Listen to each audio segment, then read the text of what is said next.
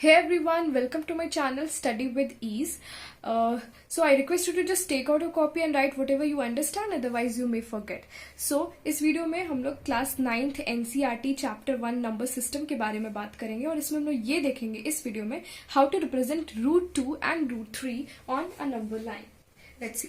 Root 2 हम लोग को नंबर लाइन में रिप्रेजेंट करना है. This is the number line.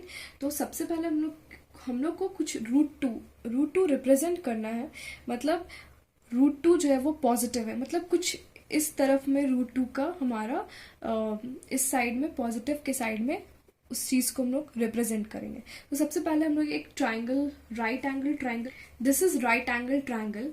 अगर परपेंडिकुलर को हम लोग 1 ले ले और बेस को हम लोग 1 ले ले तो ये क्या होगा? Hypotenuse. So bye Pythagoras theorem hypotenuse square is equals to perpendicular square plus base square. यहाँ पर perpendicular 1 है और base 1 है, ठीक है, और यहाँ h square है. तो hypotenuse क्या हो जाएगा? रूट 2. मतलब ये क्या हो जाएगा? रूट 2. तो हम लोग को कुछ ऐसा ट्राइंगल बनाना है इस नंबर लाइन में. Okay, so let's see how to represent root 2 on a number line. तो इस root 2 को represent करने के लिए हम लोग को क्या लेना है? तो एक ट्राइंगल बनाना है जिसका बेस और परपेंडिकुलर 1 होना चाहिए. तो हम लोग का सपोज ये 1 है, इसका नाम हम लोग A लिख देते हैं, ठीक है. तो हमारा बेस 1 हो गया और जितना ये 1 लिए हम लोग उतना ही हम लोग परपेंडिकुलर भी ले लेंगे. तो सपोज इसका नाम हम लोग यहाँ पे B लिख देते हैं और ये वाली चीज और ये वाली चीज सेम है. ये 1 है तो ये भी 1 ही लेंगे, ठीक है. अब हम लोग को B और सपोज ये O है, OB को हम लोग को मिला देना है. O और B को हमने ज्वाइन कर दिया. तो अगर ये 1 है और ये भी 1 है तो हाइपोटेनस रूट 2 हो जाएगा. हमने अभी देखा पाइथागोरस थ्योरम से, अगर ये 1 है ये 1 है तो ये भी रूट 2 हो जाएगा, ठीक है. अब हम लोग क्या करेंगे? हम लोग एक कंपास लेंगे, ठीक है. हम लोग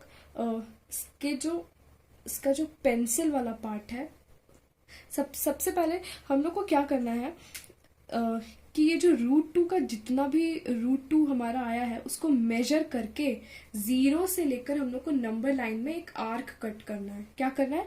जो भी रूट 2 आया है उसको मेजर करके नंबर लाइन में एक आर्क कट करना है. तो हम लोग 0 से लेके B तक मेजर कर लिए, ठीक है. और जहां हमारा आर्क कट होगा यही वाली चीज हम रूट 2 रिप्रेजेंट करेंगे, ठीक है. हमारा आर्क यहाँ पर कटा है, जो ये वाली पॉइंट है ये क्या हो जाएगी? रूट 2, ठीक है. तो मतलब रूट 2 जो है वो 1 और 2 के बीच में आया है. हम लोग देख भी सकते हैं कि रूट 2 का वैल्यू अगर हम लोग निकाले तो वो होता है कुछ 1.414. तो मतलब 1.414 तो 1 और 2 के बीच में है. तो यहाँ पर देख भी सकते हैं कि ये हमारा 1 और 2 के बीच में आया. रूट 3 बनाने के लिए सपोज ये एक राइट एंगल ट्रायंगल है. This is right angle triangle. अगर ये वाली चीज रूट 2 है और ये 1 है तो पाइथागोरस थ्योरम से क्या हो जाएगा? हाइपोटेनस का क्या? By Pythagoras theorem h² is equals to p² plus b², ठीक है. p क्या है? Perpendicular is 1, b is root 2, इसका स्क्वायर हो जाएगा 2, ये आ जाएगा 3, यानी हाइपोटेनस है वो कितना आ गया? रूट 3. मतलब इसमें ये क्या हो जाएगा? रूट 3. तो अगर हम लोग पहले वाले नंबर लाइन को देखें तो यहाँ पर रूट 2 तो है ही. अगर हम लोग इसके परपेंडिकुलर में हम लोग 1 यूनिट का एक परपेंडिकुलर बना ले, फिर इस दोनों को ज्वाइन करेंगे तो वो हमारा रूट 3 ही हो जाएगा. So let's see. ये एकदम परपेंडिकुलर होना चाहिए.